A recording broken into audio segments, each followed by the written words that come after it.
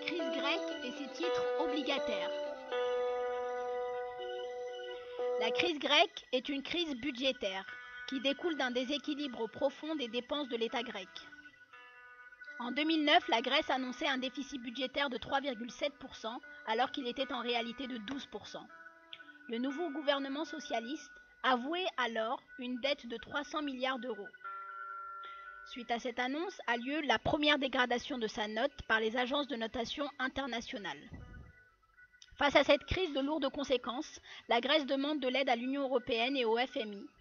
Après négociation, un accord est trouvé le 2 mai 2010 et Athènes obtient des crédits de 110 milliards d'euros sur 3 ans. En contrepartie, elle accepte le plan d'austérité imposé par l'Union européenne et le FMI. Le peuple grec, très en colère, manifeste contre cette rigueur. Un second plan de sauvetage a été adopté le 21 juillet 2011. Pour comprendre les effets de la crise grecque sur les marchés financiers, nous allons voir les courbes des taux. Ces courbes des taux datent du 18 janvier 2013. Elles représentent les taux d'intérêt en fonction de la maturité des obligations émises par les États. Elles dépendent de l'offre, de la demande et des conditions économiques du pays. Ce graphe montre que la Grèce a des taux d'intérêt très élevés comparés à l'Allemagne et à la France qui empruntent à des taux d'intérêt très faibles. Mais les investisseurs préfèrent les obligations allemandes et françaises avec des faibles taux d'intérêt car ils craignent le risque de défaut de remboursement de la Grèce. Cette augmentation des taux d'intérêt a obligé la Grèce à limiter l'émission de ses obligations dans le marché financier. Là, pour chaque instant, nous avons une courbe des taux différente. Nous pouvons voir la courbe des taux de la Grèce à 3 dates différentes. Le 31 janvier 2010, le 11 janvier 2013 et le 18 janvier 2013.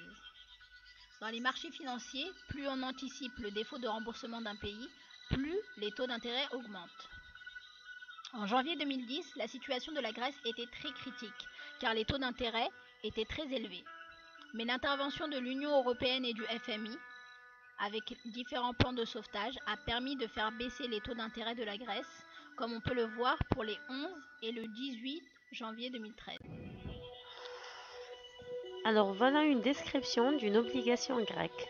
Cette obligation a été émise par Hellenic Republic sur le marché euro. Sa devise est l'euro. Le coupon annuel de l'obligation est de 2 euros. La maturité est définie le 24 février 2023. On voit aussi la date du premier coupon, c'est le 24 février 2013. Là, on voit le rating de l'obligation par les deux plus importantes agences de notation ainsi que leur composite. Ces deux prix représentent les prix ask, le prix bid, ainsi que leur yield correspondant. Le prix ask est de 51,99, le prix bid est de 53,30. L'évolution des taux d'intérêt grecs en fonction du temps est représentée par deux phases importantes, avant et après la crise grecque. Là, on peut apercevoir les premiers effets de la crise par une augmentation des taux d'intérêt pour atteindre une valeur de 36%. Cette brusque baisse qui a eu lieu en mars 2012 est due au nouveau plan de sauvetage de 130 millions d'euros accordé le 21 février. Dans cette partie, on voit trois phases de l'évolution de taux d'intérêt. On voit qu'avant la création de l'Union européenne, la Grèce empruntait de l'argent à des taux d'intérêt plus élevés que la France et l'Allemagne. Après la création de la zone euro, l'Allemagne, la Grèce et la France empruntent au même taux d'intérêt. Pendant la crise, les taux d'intérêt des obligations grecques sont très élevés à cause de la crise de dette, ce qui cause une divergence entre les 4 pays.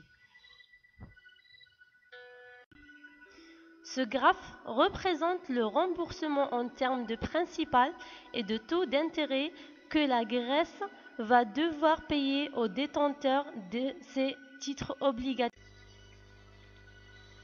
Pour finir, on a pris un imprimé-écran qui représente la déformation de la courbe des taux d'intérêt grecs en 3 dimensions, en fonction du ténor, date et taux d'intérêt.